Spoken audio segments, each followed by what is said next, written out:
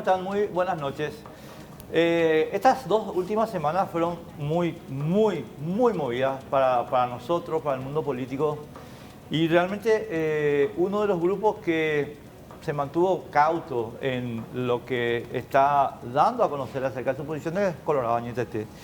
Así que hoy tenemos el privilegio de estar acá con, y lo digo así, el privilegio, porque estaban todos escondidos, o bueno, casi todos, con el senador Rodolfo Friedman. ¿Qué tal, Rodolfo? ¿Cómo te va?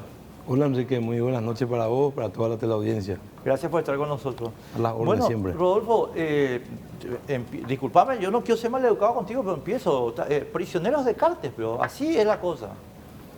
No, hubo una reacción del partido, Enrique. Hay que ser realista, ¿verdad? Independientemente del fondo de la cuestión, sin entrar a juzgar. La dirigencia del partido, por sobre Cartes, por sobre Mario Agdo o por el líder circunstancial, obviamente ante una situación bastante confusa, nada clara para apuntar a donde podría apuntar en el sentido de respetar las instituciones, un juicio político que lo querían llevar a tambor batiente, exige la unidad, exige que el partido pueda analizar esto a profundidad. Y como primera medida, obviamente, ante una crisis, lo inmediato es pedirle a los parlamentarios que se pueda parar esto, ¿verdad? Como lo haría cualquier partido del mundo, probablemente, ¿verdad? Ante una situación de crisis inmediata, o sea, esa reacción. Yo te admito eso, Rodolfo. A ver, yo te admito que en un partido, qué sé yo, conservador inglés o qué sé yo, el que vos me digas, el partido republicano, la gente diría, bueno, vamos a parar la pelota a ver qué hay, ¿verdad? Pero ¿sabes lo que pasa, Rodolfo? Hay una montaña. Y lo que pasa es que la montaña es muy evidente y el presidente no se desmarcó de Hugo Velázquez, que es el principal implicado en esta historia.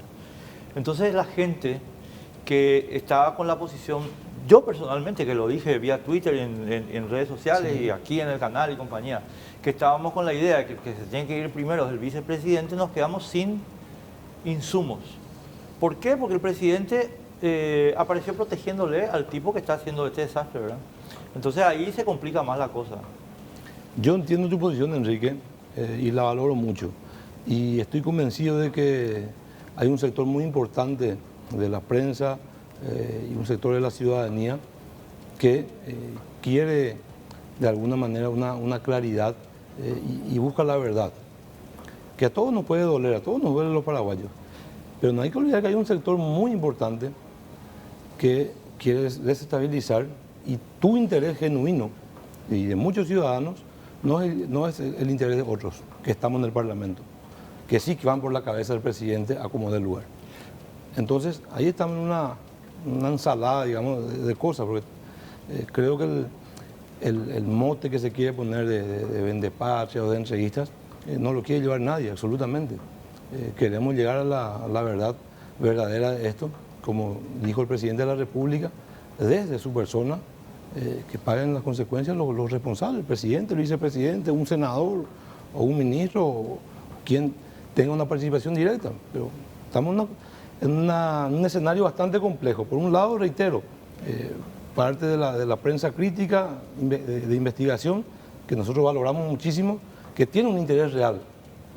Y hay un sector político muy importante que su interés real es desestabilizar y la cabeza del presidente de la República. Claro, entonces ahí, Rodolfo, nos una encontramos cosita claro, vos sabés que yo esta semana, ¿qué pasó? Le estuve haciendo críticas al discurso, a la narrativa del senador Juan Carlos Galaverna, que creo que resume un poquito lo que vos estás señalando, pero quiero reiterarlo aquí para que se entienda el punto. Yo lo que le critico a Calé es que él hizo una valoración de la situación en la cual consideró que la petición de ejercicio del artículo 225 de nuestra Constitución era, mira, tengo acá anotado, así que si me permitís, quiero leer, porque son tres cosas que dijo Calé que quiero compartir contigo. Entrar por la ventana, romper la institucionalidad y golpismo. Y yo honestamente no puedo aceptar ese argumento, Rodolfo, porque el artículo 225 es constitucional, es un órgano de control constitucional y por tanto si se desarrolla hasta su última consecuencia, que sería la destitución del presidente, no es entrar por la ventana, no es romper la institucionalidad y no es golpismo. Y lo que le dije yo a Calé, y en realidad al movimiento colorado, en realidad al Partido Colorado, no hablé con él, te estoy hablando en términos retóricos, es, esto vos no dijiste, mi estimado Calé, en junio de 2012, cuando se lo destituyó a Fernando Lugo constitucionalmente, con todas las normas constitucionales se lo destituyó al presidente y no pasó nada desde el punto de vista del funcionamiento de la República y no fue un golpe de Estado. Entonces que él venga ahora a articular este discurso para defender la posición del presidente no me parece apropiado. En todo caso, desarrollen la defensa del presidente, pero no diciendo que no se puede usar el 225, porque sí se puede usar. Bueno, creo que mira, primero Enrique, las declaraciones son personales, ¿verdad? Él te podría dar las explicaciones. No, yo te pongo como ejemplo nomás. Yo entiendo que políticamente esas declaraciones hablan con respecto al ingreso por la ventana de un sector del Partido Liberal, cuando entendemos todos de alguna manera, o gran parte, o nosotros por lo menos, de que no existe una responsabilidad del presidente de la República, sin entrar a jugar legalmente o la aplicación de un artículo constitucional. O sea, ese discurso, esa defensa del compañero Calé fue en el Senado, dentro de un ámbito político. Entonces, políticamente, si yo le quiero sacar a Enrique, porque no hay ningún motivo, ni jurídico, ni técnico, ni de tu trabajo, y quiero entrar por la ventana. O sea, ese es el mensaje. El Partido Liberal, de alguna manera, quiere entrar por la ventana, metafóricamente, cuando no existe un motivo para sacarlo al presidente de la República. Claro, ahí vamos a entrar en el tema que queremos que quiero hablar contigo. Pasa por ahí. Vos le escuchás a Esperanza en el Senado y te habla defiende por un lado lo que se quiere hacer, pero te habla del golpe parlamentario del 2012. O sea, finalmente son retóricas de una posición política, pero yo entiendo de esa manera. O sea, entrar por la ventana o entrar a la fuerza o violentar políticamente fuera de lo legal y sin entrar, cuando no existe un motivo real que tenga un sustento de que se aplique un juicio político al presidente, siempre va a tener esa retórica. Ahora quieren atropellar. Yo también lo siento así, de esa manera. Claro, ahí vamos a la cuestión de fondos, que es el acuerdo del 24 de mayo, Rodolfo, y vos estás ahora en la comisión que va a investigar eso. Sí, estoy en la comisión. Entonces, yo te quiero plantear una cuestión. Nosotros hablamos con el presidente en la radio largamente, él habló en varios medios y con nosotros también. Y yo mira lo que te quiero decir, porque yo no quiero que nos perdamos en detalle. Sí. El presidente tiene una narrativa convincente sobre su papel en esta película. No hay nada que discutir. Yo no estoy diciendo que el presidente no tiene coartada. Sí, la tiene. Ahora, acá hay un hecho indubitable. Y es que alguien, que es el presidente o el vicepresidente, dio órdenes al canciller o al embajador Hugo Zahir para que la recomendación técnica de ANDE, que era la necesaria para que el acuerdo se firme, no se incluya. Y ese alguien no puede ser Joselo Rodríguez. No, eso no es cierto, eso no existe. Joselo no le puede dar ninguna orden al canciller, no le puede dar ninguna orden al embajador. Joselo puede transmitir órdenes o del presidente o del vicepresidente. En consecuencia, el presidente tiene una coartada, pero no tomó ninguna medida para que su coartada tenga consistencia con el vicepresidente, por ejemplo, como una de las opciones. A ver, coincido contigo en el sentido que José o Rodolfo Enrique no va a tener una capacidad, no sobre ese punto, sino ni ningún cambio de un funcionario de la ANDE, probablemente. Nada, exacto. Ok, coincido perfectamente contigo.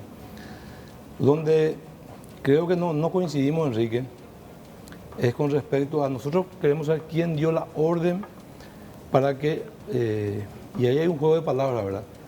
no es que no se incluya, es que teóricamente, siguiendo el relato, que no se lleve a la mesa de negociación, porque no incluir o sacar o quitar, como dicen, no.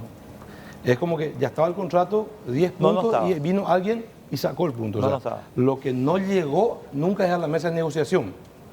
Nunca llegó a la mesa de negociación. Exacto. O sea, no es que estaba en el... Importante aclararlo, Enrique, porque cuando se plantea de que se sacó del acuerdo, o sea, suena como que ya estaba el contrato hecho, digo, el contrato, el acuerdo, el acta, y vino alguien a decir, por favor, saquen este punto. No, nunca llegó a la mesa de negociación. Es correcto. Pero es muy difícil responder quién dio la orden, cuando lo que nosotros también nos preguntamos es, ¿dónde está ese documento oficialmente? ¿Cuándo llegó? No. ¿Cuándo llegó ese documento oficialmente a la Cancillería? O sea, a la Cancillería, dentro del mecanismo de negociación, no se tiene certeza. Hoy el Parlamento, yo accedí a esos documentos que envió el Ejecutivo. O sea, no hay una certeza en qué momento llegó, cómo llegó ese documento en manos de los negociadores. Entonces, es muy difícil decir quién pudo dar la orden cuando el elemento, no voy a ser muy drástico en el sentido que nunca existió, pero hay un mecanismo de negociación. Entiendo que hay un mecanismo de negociación, tiene que haber un protocolo, y más todavía cuando hablamos de diplomacia. Entonces, ese informe técnico, esa recomendación técnica, para saber quién dio la orden, quién llevó o quién no llevó a una mesa de negociación, tenemos que seguirle el rastro, ¿verdad? Y ese documento, o sea, no tenemos el dato de si llegó o no llegó, cómo llegó a la Cancillería. Según los datos oficiales, no llegó a la Cancillería. Bueno, entonces, ahí nos encontramos en un problema en el sentido de que no podemos avanzar, hacer conjeturas posteriormente, cuando no podemos todavía, o sea, estamos el avión sin poder despegar. O sea, por eso no tenemos eso es lo que, por lo menos desde mi punto de vista, la bicameral va a ser una de sus líneas de acción. O sea, seguir ese documento. ¿Dónde está ese documento? ¿Llegó a manos de Zaguier? ¿No llegó? ¿Llegó a manos del canciller en forma oficial? ¿Cuándo llegó? ¿Quién tuvo la intención de no presentar? Es posterior, porque en este momento oficialmente no existe. Entonces, es muy difícil hacer una conjetura de si hay quien dio la orden o no de algo que oficialmente no está. Ahora, ahí es donde yo te digo, ustedes no pueden hacer la investigación en la comisión sin traer a la vista los WhatsApp del presidente con Pedro Ferreira y los demás WhatsApp. ¿Por qué te digo esto?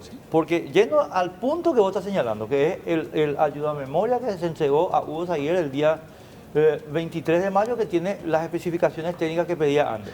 Sí, lo que yo tengo hasta ahora, extraoficialmente, es que ese WhatsApp o ese informe, ayuda a memoria, sí. Esa ayuda a memoria fue enviado el 23. Exacto, a la noche. A la noche. Sí, señor. Eso es lo que tenemos hasta ahora. Correctísimo. Entonces yo quiero saber, y creo que la ciudadanía tiene que saber, cuál es el protocolo para una negociación, cómo se maneja, cuáles fueron las fechas, cuáles fueron las reuniones, quiénes participaron.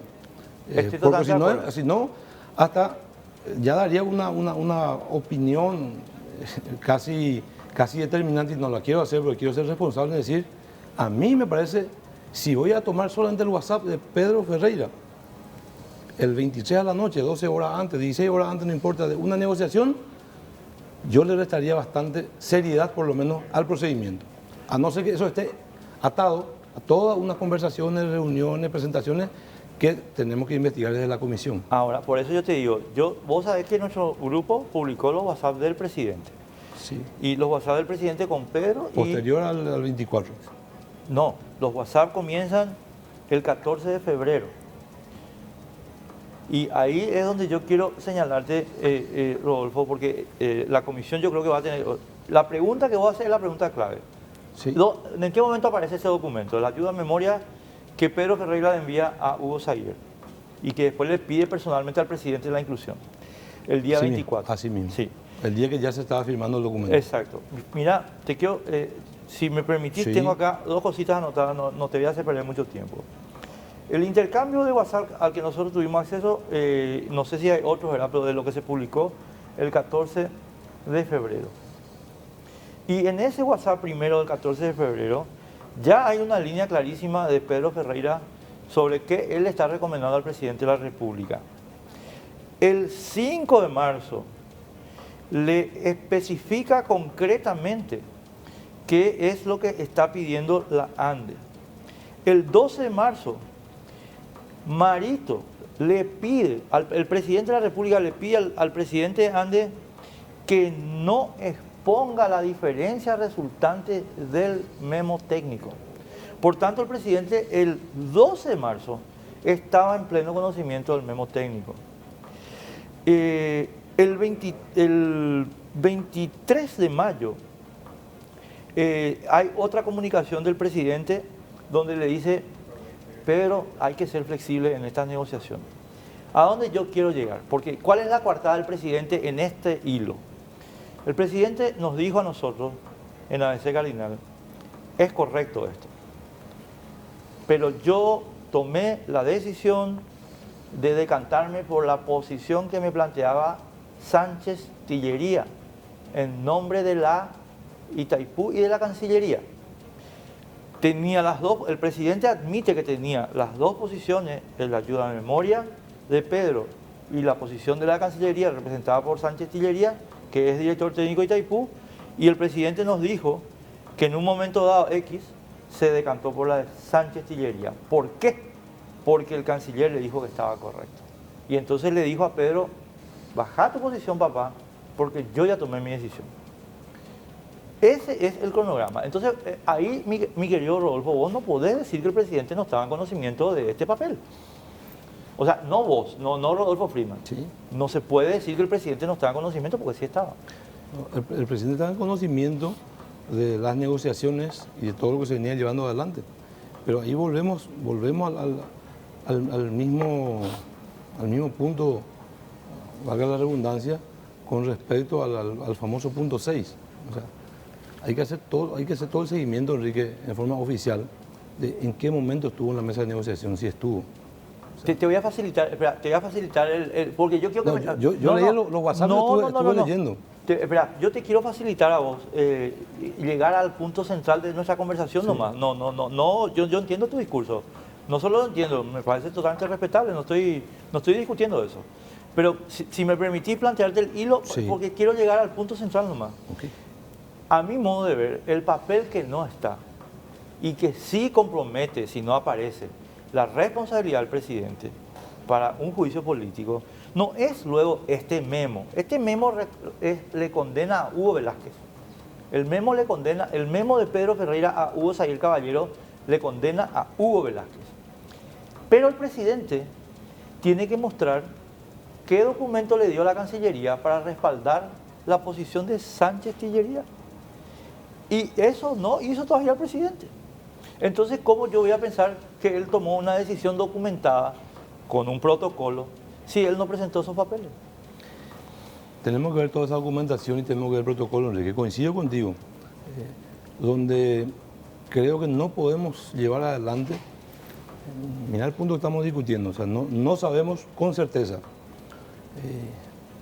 Creo que el que tiene que probar eso de alguna manera no es el atacado, o sea, no es el acusado, sino es la gente que acusa de alguna manera. De acuerdo. Entonces, estamos queriendo, o sea, como que se cortó, tenemos una línea que corta la información, un sector de acá no sabemos, el punto 6 está aquí, dice Pedro, y aquí se cortó eso. Entonces, por eso te digo, te quiero terminar. Te interrumpo porque, sí. Perdón, estás entrando en un camino que yo no te llevo. Estás yendo otro camino, perdón, te pido disculpas. No, ¿dónde está la documentación que el canciller o la Cancillería le entregó al presidente de la República para que él se decante por la posición de Sánchez Tillería? Esa es la documentación que el presidente tiene que mostrar para decir que él tomó una decisión depositando su confianza en el canciller. Pero no están esos papeles, Rodolfo. Nosotros estamos hablando de documentos que no están, o no tenemos la certeza de la presentación. Tenemos dos dudas, o sea, vos tenés una duda de ese documento y hay una duda con respecto al punto 6, ¿en qué momento entró en el circuito? ¿Cuándo entró en el circuito de negociación? Eso yo te contesté ya, el 5 de marzo ya estaba en el circuito. Entonces, tenemos que ver ese documento, si entró oficialmente dentro del 5 de marzo. O sea, el presidente en su WhatsApp admite que está en conocimiento del reclamo técnico de Andes. Sí, pues una cosa es el reclamo técnico y una cosa es el punto 6. O sea, es que el punto 6 es... El resumen o lo que la anda aconsejada son varios puntos. Sí, no son claro, este es el punto 6. Entonces hay que ver, Enrique, lo que no podemos Imagínate que no tenemos la certeza, no tenemos esa certeza absolutamente, y queremos llevar adelante un juicio contra el presidente de la República, con todo lo que significa eso, remover a un presidente sobre algo que no tenemos ningún tipo de certeza. Entonces, Rodolfo, perdóname. En principio yo voy a declarar una cosa, yo quiero dirigirme a la gente en esta respuesta que le voy a dar a Rodolfo. Señora, señor, no es una cuestión que tenga que ser cotidiana remover a un presidente de la República, pero no es una situación anormal. Guarda con eso. No tiene que ser cotidiano, pero es normal. ¿Se entiende el punto, verdad? O sea, no es que todos los días hay que destituir a un presidente de la República, pero destituir a un presidente de la República es un hecho normal en una democracia. Ahora, no, Rodolfo, te planteo la pregunta y nos vamos a la pausa. Sí. El Congreso tiene derecho a saber quién le recomendó al presidente decantarse por Sánchez Sillería.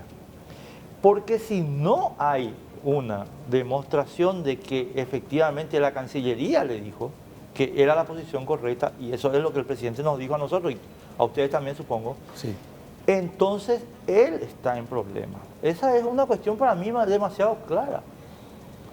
A la vuelta de los mensajes. Un ratito.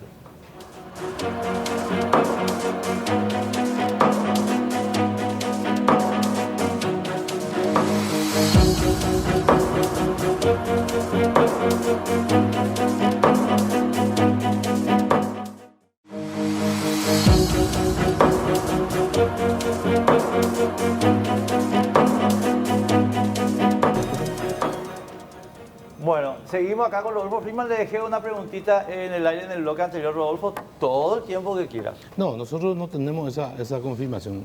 Hubieron intercambio de mensajes, obviamente, que el presidente salió a explicar, Enrique, con respecto a las recomendaciones técnicas, que era el reclamo, digamos, inicial de la ANDE.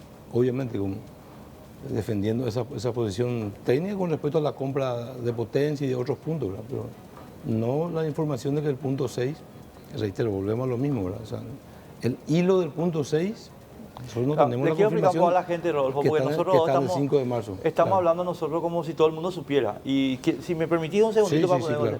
Señora, señor, acá hay dos documentos que son distintos. Dos documentos distintos. El acta del 24 de mayo no tiene ningún punto 6. ¿Está? El punto 6 del que estamos hablando el senador Friedman y yo es el punto 6 del memorándum que envió Pedro Ferreira al embajador Hugo Xavier Caballero la noche del 23 de mayo. Cuando estamos hablando del punto 6 del senador y yo, o cuando vos lees punto 6 en la prensa, es el punto 6 del memo, de la ayuda a memoria, que envió Pedro Ferreira al embajador Hugo Xavier antes de la firma del acuerdo. El acuerdo, efectivamente, nunca tuvo y nunca tendrá ya ningún punto 6. Está claro eso, ¿verdad? Eso no me quería explicar, Rodolfo. Sí. Para que se entienda. El hilo del punto 6 es lo que entiendo que todos queremos saber. O sea, es imposible, podemos hacer conjeturas, pero es imposible saber quién pudo dar una orden de no llevar a la mesa de negociación cuando no tenemos una certeza en qué momento el punto 6 es parte de una recomendación dentro del circuito. Yo creo que coincidimos, Enrique, y se tiene que centrar, desde mi punto de vista, toda la investigación de la bicameral. Ahora, también hay que tener en cuenta algo, Enrique, que si bien salimos un poco de lo que estamos hablando, ¿verdad? Pero el acuerdo, mucha gente hoy dice que se sacó el artículo 6, teóricamente vamos a decir que ya estuvo el artículo 6 y alguien sacó. Y también mucha gente hoy te dice, y en el Congreso fundamentalmente, no voy a dar nombres, por una cuestión de prudencia, es de que nosotros ya estábamos habilitados a vender la energía a Brasil. ¿Ya estábamos habilitados? Habilitados a venderle a privados, digamos, al Brasil. Quiero que me sigan. Entonces yo me pregunto ahí, si estábamos ya habilitados, finalmente el punto 6, ¿podría beneficiar o perjudicar al Paraguay? Te explico. En parte. Entonces estamos en una nebulosa. No, donde mira, Rodolfo, el punto 6, yo no hago ninguna defensa absolutamente con respecto a, en el caso de que haya estado el punto 6 y esté en el acta ya está anulada. Finalmente el punto 6 de origen o no, el acta ya no existe. Tampoco le garantizaría a nadie un tema de exclusividad, es un tema de la ANDE. O sea, son demasiadas cosas que se están Eso que mezclan, acabas de Enrique. mencionar es el quid de la cuestión. Porque la operación, y por eso yo te voy a poner el escenario enseguida para que vos veas por qué yo creo que el presidente tiene que, después, acá está la documentación de la Cancillería y nos quedamos ya todos callados. Acá pasa lo siguiente, Rodolfo. El punto 6 del acuerdo, no, esto, señores, es el acta que se firmó en Brasilia. Acá no hay y nunca hubo ningún punto 6. En el memorándum de Ande está el punto 6. ¿Se entiende eso, verdad? Bueno. Este documento, mi querido Rodolfo, lo que habilitaba era un monopolio. Y el punto 6 de Ande lo que habilitaba era la apertura de una bolsa donde vos y yo pudiéramos comprar para todos los paraguayos o para todos los brasileños, incluida la empresa de Jair Bolsonaro. Cuando los que pergeñaron este desastre se dieron cuenta de que el punto 6 les embromaba el negocio, dijeron, saque esto de acá. Y que no entre los nadie la ande acá. Porque el acuerdo lo que hace es, efectivamente, generar un monopolio sobre los derechos establecidos en la resolución del 31 de enero de 2007. Entonces, el punto es luego que sí se iba a vender, pero iba a vender un monopolio. ¿Monopolio de quién? Bueno, una parte ya sabemos que es de la empresa Lero de Jair Bolsonaro o de sus prestanombres. La otra parte es lo que tenemos que saber. Entiendo, no. Una venta dirigida, un monopolio, el nombre que se le quiera poner, es algo totalmente repudiable, obviamente.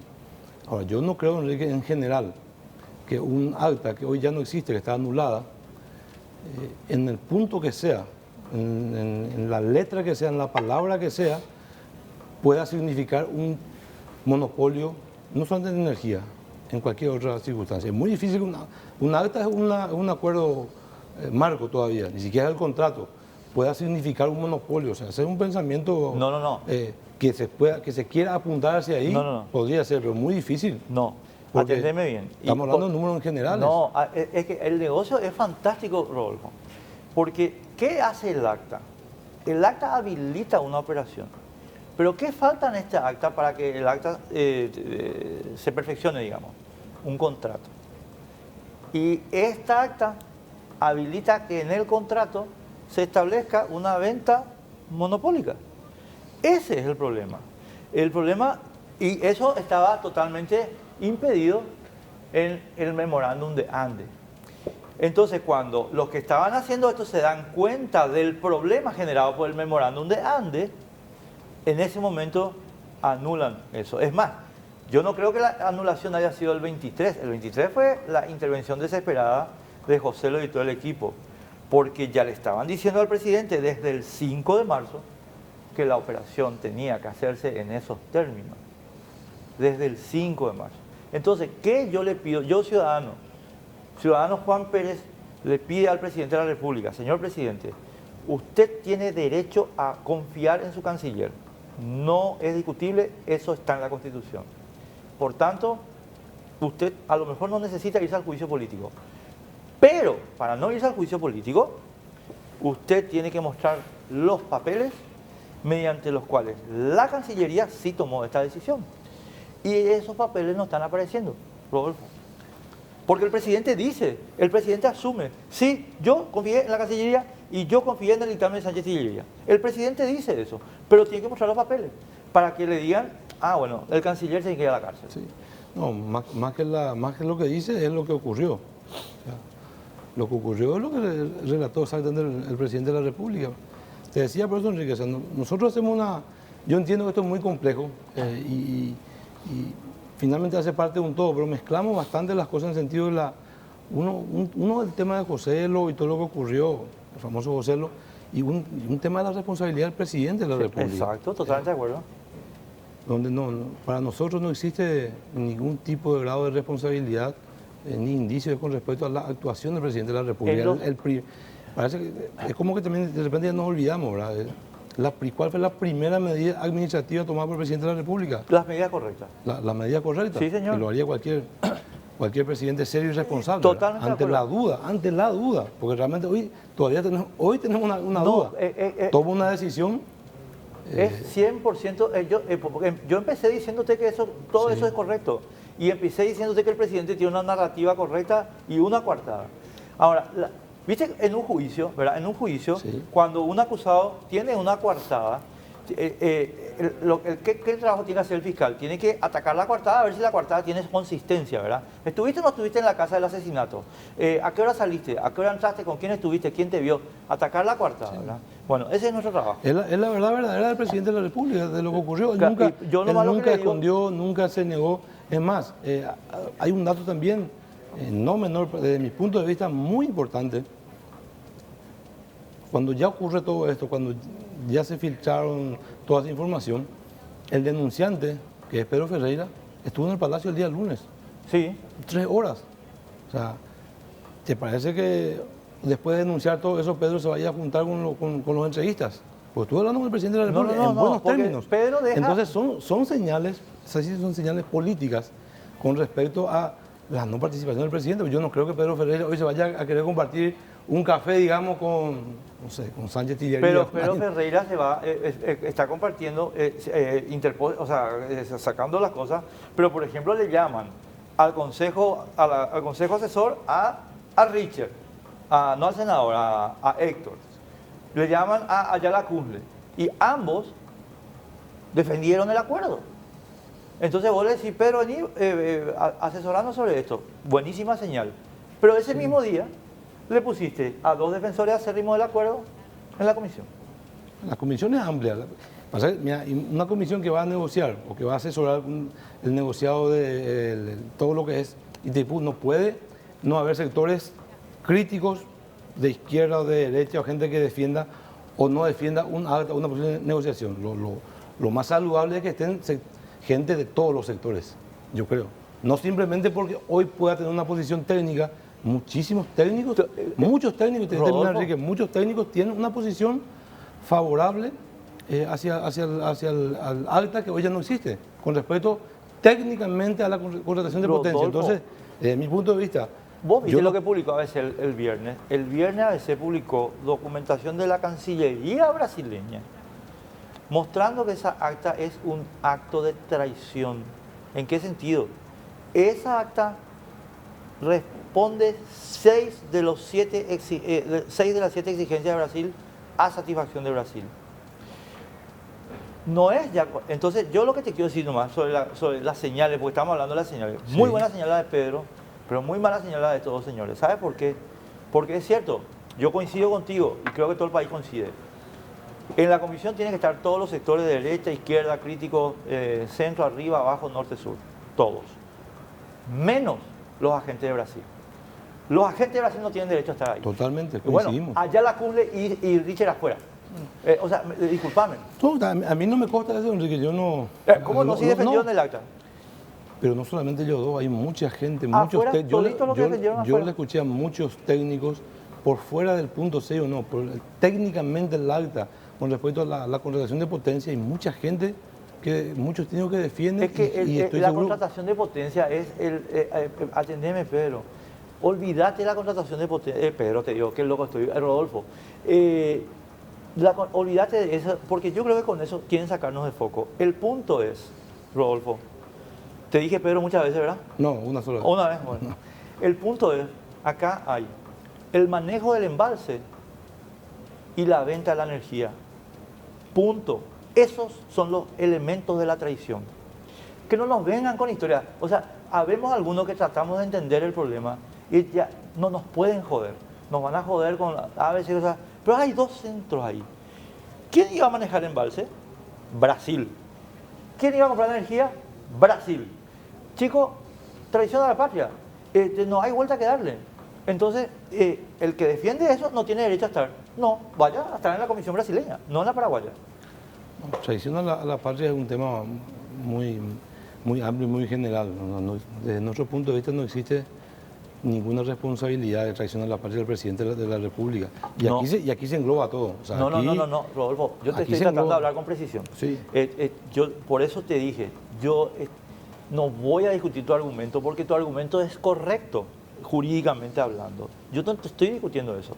Perdón que te insista un poco, parezco medio estúpido y te pido disculpas, pero el presidente tiene que mostrar los papeles que le dieron de la Cancillería para que él diga si lo de Sánchez Sillería es lo correcto.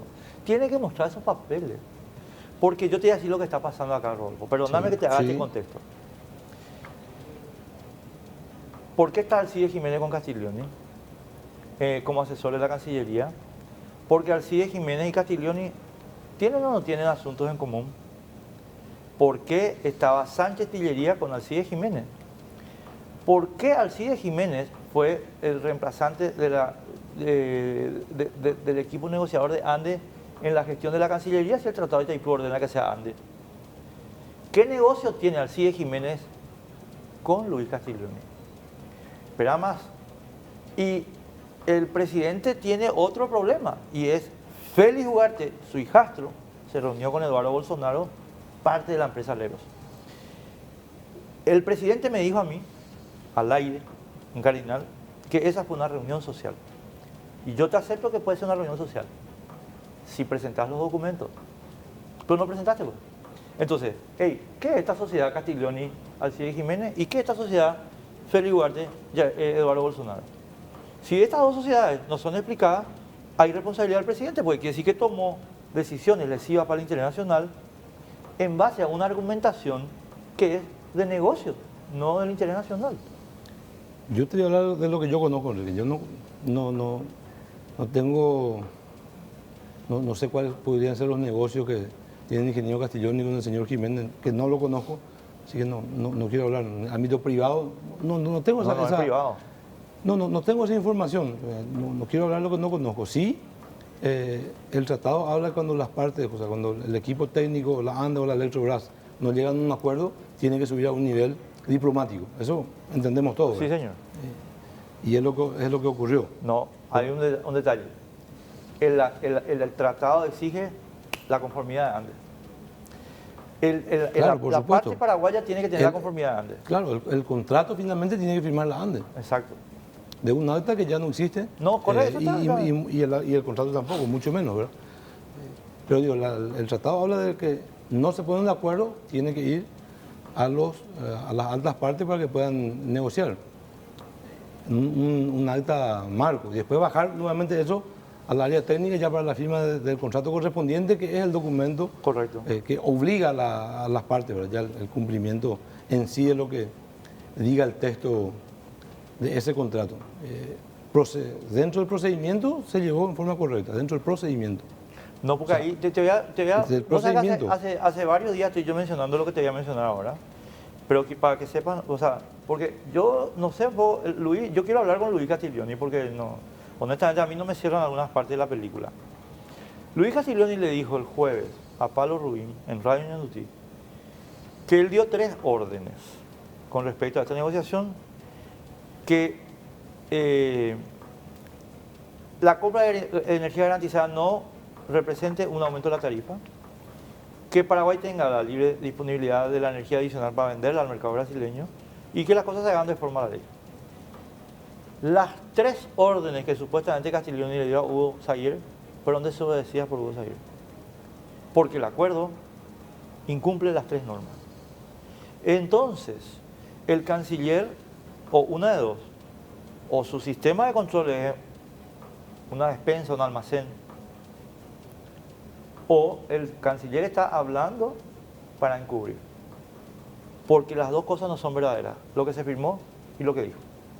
Y si el canciller dio unas órdenes que no fueron obedecidas, se tiene que saber quién intervino ahí para que no se le obedezcan las órdenes al canciller. ¿Entendés mi punto? Entonces, entiendo tu punto de vista. O sea, la suba a la tarifa no se iba a producir. Iba a subir 270 millones de dólares. Es más, justamente el presidente le dice, creo que el 12 de marzo, a Pedro, vamos a cubrir con Itaipú. Porque Pedro le dice, va a subir 270. No, lo dijo Pedro. Pedro creo que fue el día de su renuncia, o días posteriores, dijo que si se cumplen las promesas de Itaipú, no va a haber problema con respecto a la salida con respecto a la suba de tarifa. Y dijo, yo creo que no es más mi momento porque probablemente si yo continúo en el cargo vamos a tener un problema de conflicto con la Itaipú y capaz que no cumple. Y mi salida puede facilitar al cumplimiento de Itaipú. O sea, No, pero le dice al presidente, es más, atendé lo que le dice, porque le habla con detalles muy precisos. Le dice, ustedes no están, Brasil nos quiere llevar al 18%, lo cual nos agrega a nosotros 270 millones de dólares. Y le dice textualmente, a usted, al canciller y a mí nos van a colgar en la plaza. Palabras textuales de Pedro Ferreira al presidente de la República. Creo que fue en un chat entre el 12 de marzo y el 23 de marzo, algo en abril. Textuales palabras. O sea, el presidente sabía que iba a haber una suba tarifaria o iba a haber una presión para la suba tarifaria. No, ahí disentimos, Enrique, la suba tarifaria nunca estuvo en ningún tipo de intención del presidente de la República. Lo que él estaba haciendo es mediar entre la ANDE y Itaipú, discutiendo alternativas con el presidente de la ANDE, sin ningún tipo de problema en el sentido de esconder esa información, absolutamente. Yo te reitero, cuando Pedro dice, yo me retiro porque creo que voy a facilitar, palabras más, palabras menos, el cumplimiento de la Itaipú con respecto a los compromisos de la ANDE, era más que una señal. O sea, estamos hablando de un compromiso que ya existía de la Itaipú. Si no entiendo por qué Pedro diría eso, ¿verdad? Si él no dice, yo voy a retirar para que el nuevo presidente de la ANDE pueda negociar con la Itaipú. O sea, habla de cumplimiento de parte de la Itaipú. Es lo que dice Pedro hay una cuestión ahí, después vamos a dar la vuelta para llegar a donde estábamos, porque si no. Ahí, estimado, yo sé que mucha gente son 150 páginas de chat. Realmente hay mucha gente que no leyó todos los chats.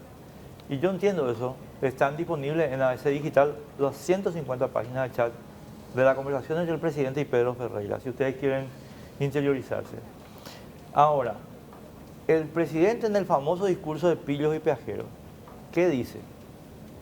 En ese discurso de Pillos y Peajeros, ¿qué dice el presidente? Dice, por 2 años no va a haber suba de tarifa. ¿Por qué? Porque él desde abril ya sabía que iba a haber suba de tarifa necesariamente con el acuerdo de compra de energía garantizada. ¿Y qué le dice en los chats el presidente a Pedro Ferreira, mucho antes del discurso de los Pillos y los Peajeros? Le dice, no te preocupes de eso, porque vamos a cubrir con Itaipú. Que Itaipú nos dé los 270 millones de dólares y vamos a cubrir la tarifa. Lo cual indica que el presidente sí sabía que en 2 años, o sea, casi llegando a 2023, él iba a dejar un regalito para el próximo presidente, que es la suba de tarifa de Andes. Yo no tengo esa información en el sentido de que la tarifa no iba a subir, Enrique. Está en los chats. Y en el 2023, dejar una suba de tarifa en el 2022, el anexo C va a estar ya renegociado. Donde yo no veo ninguna posibilidad absoluta de que con la nueva renegociación existe una suba de tarifa. Esto es tirado hasta el 2022. En el 2022, el 2023 va a ser ya casi un cumplimiento. Sí. La negociación va a comenzar ahora. Sí. O sea, y con la nueva negociación, de la manera que se dé, sin entrar a ver números más, números menos, de la forma que sea, nunca va a incluir una tarifa. Eso lo tenemos claro todos los paraguayos. O sea, no vas a ir a renegociar el anexo C como país y eso va a significar una suba de tarifas. Ahí es donde el presidente maneja muy bien los tiempos de que no va a existir nunca va a existir una suba de tarifa. Al contrario, podría bajar considerablemente una de las alternativas o otras cosas. Rodolfo, acá hay un hecho que es incontrovertible de las conversaciones. Acá había que poner 270 millones de dólares más. Con la disposición brasileña de qué energía garantizada teníamos que comprar nosotros, eso nos iba a costar 270 millones de dólares más. Esa es la razón, pues, de la diferencia de Pedro con... Sí, una diferencia en 4 años, porque si no parece que los números son así muy contundentes en el sentido de 270 millones de dólares más. Y yo entiendo, desde la retórica, pero uno se hace la idea de 270 millones de dólares por año. Y no es menos cierto, Enrique, que hay que también contarle a la gente que todos los gobiernos subieron, como tiene que ser, como corresponde, la compra de energía garantizada, desde Nicanor, Lugo, Cartes y Mario Audo. Por eso te digo... Siempre hubo... no, te digo porque si no parece como si fuera que nunca subimos, siempre usamos la energía excedente y ahora excepcionalmente vamos a comprar más. No, siempre compramos más. Lugo en su periodo de gobierno compró 49% más. Cartes en su periodo de gobierno compró 44% más. O sea, siempre hubo. No es algo excepcional. Te lo digo porque probablemente técnicamente, y como tenés mucha información, vos lo podés saber, pero hablando con mucha gente en la calle, dice, ¿por qué vamos a comprar más? No dice que siempre compramos más, no, como tiene que ser por un crecimiento vegetativo. Es importante tratar de aclarar, Enrique. Esa es la tarea. Es la verdad. Pero yo nomás a donde yo quiero llegar, Rodolfo, espera, sobre el punto. La compra de energía garantizada del año 2015 ya fue de Cartes, desde el año 2015, ya fue una advertencia sobre lo que podía pasar en términos tarifarios. De hecho, tuvimos que levantar la tarifa a la ANDE. La compra de 2015 es el antecedente que le lleva a la ANDE a barajar la chance de la energía adicional. Justamente. Y por eso mismo era un logro gigante que el gobierno iba a poder decir, mirá qué maravilla lo que estamos haciendo. Sí, decía, hey, esta es la opción que tomamos. Pero ¿qué se hizo? Se tomó la otra, la de seguir como era antes, poniendo en peligro la estabilidad tarifaria. Entonces, ese es el problema. Vuelvo, Rodolfo, tenemos que irnos a la pausa. Porque sí. Yo no quiero que nos vayamos por la cuestión técnica, porque es confusa para la gente, y para nosotros, y para ustedes. Entonces, no es fácil de entender, pero es un tema importante que la gente tiene que saber, Enrique. La compra desde el 2010 en adelante yo siempre lo que le pido existió. al senador Rodolfo Friedman, integrante de la Comisión de Investigación, es que averigüe, por favor, dónde están los documentos de la Cancillería al presidente para que se decante por lo de Sánchez Tillería. Contestamos a la vuelta. Sí, cómo no.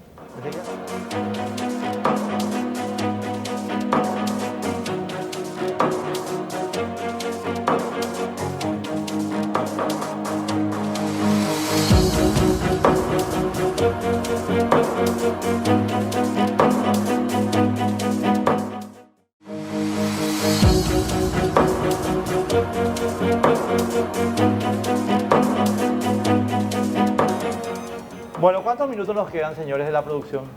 Bueno, tenemos 9 minutos, Rodolfo. ¿Me vas a conseguir ese papel o no? No tengan ninguna duda, Enrique, que nosotros vamos a requerir toda la documentación, toda la información, las declaraciones de los protagonistas con respecto a eso. Es nuestro mayor interés. Nosotros queremos no simplemente hoy pasar la crisis, tratar de contener a un sector político que quiere desestabilizar, que quiere aprovechar esta situación. Se habló el jueves de aplicar el 138 supuestamente, que queremos pasar, vamos pero a ser serios, no solamente queremos pasar. Vamos a ser serios, estamos hablando del 225 y no estamos hablando del 138. Yo te estoy hablando de lo que sectores que están impulsando dentro del Senado de la Nación, lo dijo un senador del Frente Guazú, Sisto Guazú. La gente tiene que saber eso. O sea, hay parlamentarios que lo dicen públicamente que queremos una rebelión. Queremos que la propiedad privada ya no sea privada y todo lo que significa una rebelión. Lo dice un senador, no un pensamiento o una imaginación de Rodolfo. La gente tiene que saber que el jueves pasado un senador totalmente mal, o sea, tratando de mal utilizar el 138, que no le permite, de paso le hago recordar a este senador, está hablando de otra cosa, pero nos dijo que tenemos que avasallar las instituciones, que tenemos que invadir la propiedad privada y que los derechos civiles se acaben en el Paraguay. Esa es la realidad. Respondiendo a tu pregunta, nosotros vamos a requerir toda la información porque no solamente tenemos que superar esta crisis, los paraguayos serios y responsables, sino tenemos que aclarar. Nadie quiere tener de alguna manera ni el título ni una acusación con respecto a ser entreguista. Creo que eso No hay un paraguayo que quiera llevar eso al día siguiente o al mes después, a los 5 años. Entonces, nosotros vamos a encargarnos en ese sentido de intentar de llevar claridad de la bicameral para que no exista, cuando nos podamos sentar en 1 o 2 meses o 3 meses o 6 meses, no exista ninguna duda de alguna responsabilidad, si la hubo, quién es el responsable y toda la documentación que pueda traer claridad.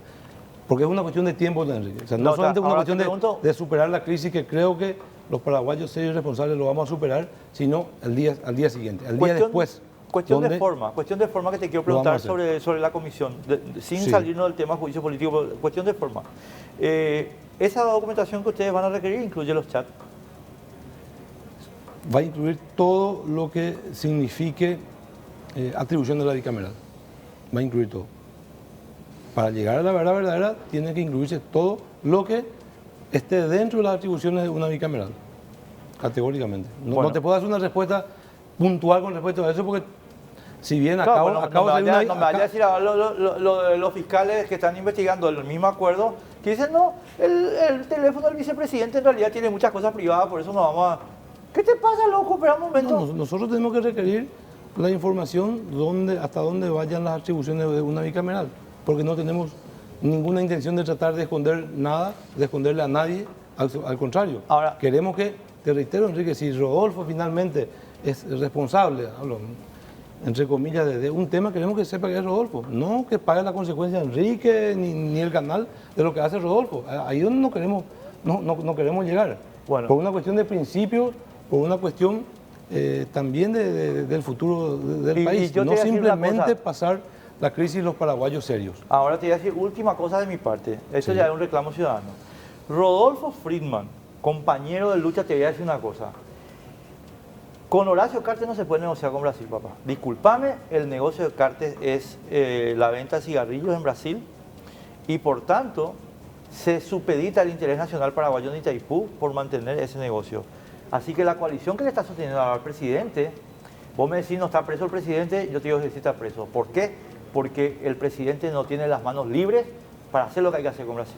El presidente, independientemente de la coalición que se pueda llevar adelante por una cuestión política, siempre va a ir y tiene que ir por cuerdas separadas de una renegociación del tratado, donde ya se está dando señales claras. Se va a invitar a todos los sectores, pero todos los sectores, para que esa renegociación se pueda llevar en forma transparente y no tenga ninguna duda ningún paraguayo del final de una negociación que no sabemos cómo va a salir. O sea, finalmente ellos, los técnicos, los juristas, la ciudadanía, la academia, tienen que participar. Enrique, no tenemos que tener duda, porque Paraguay solamente puede ganar en esa negociación. Entonces, ¿sabes lo que a mí me genera duda? Las coyunturas políticas, ya sea dentro del Partido Colorado, por fuera del Partido Colorado, de la izquierda, momentánea o no momentánea, o sea, como venga, no puede en este país y no debe y no va a pesar en un tema tan importante como una renegociación. Y los primeros síntomas de lo que te digo es esta comisión que se está conformando. Puede ser cuestionada o no, pero desde mi punto de vista es amplia, se puede ampliar más la lista, tienen que estar todos los sectores, Enrique. Lo que pensamos diametralmente diferente, tenemos que estar en esa comisión. Que vuelvo a decirte, porque para mí... La prensa, eso va a hacer que garantice... negativo. Tiene que ser muy amplia, Enrico, si no... Yo no invitaría a nadie a la prensa. El presidente ahí sí tiene una línea clara y lo ha dicho y lo está demostrando con hechos. La negociación de Itaipú se va a llevar adelante con todas las fuerzas vivas, con todos los sectores paraguayos, para defender con más fuerza. Y ahí es donde yo también le quiero decir, porque muchos parlamentarios nos dicen, ¿cómo vamos a llegar a una renegociación en este estado? Y yo quiero que ellos reflexionen. Yo les pido que ellos reflexionen. Con un presidente preso no podemos llegar, número uno. El presidente no está preso, el presidente está ejerciendo su función. El Partido Colorado, las bases del Partido Colorado llevaron adelante esta posición como partido, que es natural. El Partido Colorado no va a permitir, no existiendo ningún tipo de elemento que pueda ameritar echar a un presidente de la República quedarse con los brazos cruzados, absolutamente. El partido está reaccionando como lo haría el Partido Liberal, lo haría la izquierda o lo haría cualquier partido político del mundo. Una cosita nomás. Mira, yo creo que nosotros tenemos que salir de esta crisis lo antes posible. Yo creo que coincidimos todos con Tenemos eso. que salir. O sea, no es que tenemos acá para estar 6 meses como le tuvieron a Raúl Cuba. No, ahora se tiene que liquidar, de una forma o de otra. Y la segunda cuestión, Rodolfo, yo estoy totalmente de acuerdo contigo en el tema de que esto tiene que ser una causa nacional. Creo que todos estamos de acuerdo. En la causa nacional, estimado mío, no pueden estar los legionarios. Y acá en Paraguay nosotros tenemos una tradición, nadie puede negar que en Paraguay tenemos una tradición de traidores a la República del Paraguay que comienza el 14 de mayo de 1811. Los traidores comienzan el 14 de mayo de 1811. Acá hay gente que no le gusta ser paraguayo, que quiere ser provincia de Brasil y provincia de Argentina. Bueno, esa gente, mi querido Rodolfo, no puede estar. Entonces yo te pido, ciudadano, un solo voto, no soy, encima soy liberal, Ayala Kunle y Richard y Soledad Núñez afuera de la comisión. ¿Por qué Soledad Núñez? Porque Soledad Núñez representa a Cartes, que tiene negocios con Brasil, que dificultan la independencia de criterio. Ni siquiera estoy diciendo que son negocios turbios, nada. El señor Cartes tiene negocios con Brasil que dificultan la independencia de criterio.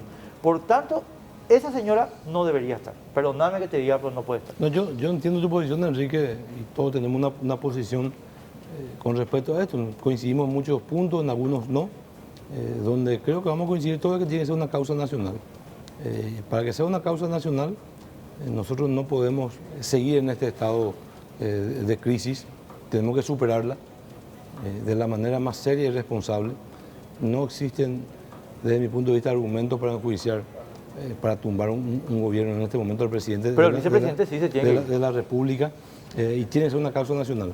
Y tienen que estar todos los sectores. Ahí yo un poco, no es que difiero contigo, pero entiendo que tienen que estar todos los sectores. O si no, sin entrar a jugar a la persona, siempre va a haber un sector excluido. Yo no le critico a Soledad o sin Núñez. intereses. No digo, no por los nombres, hablo en general.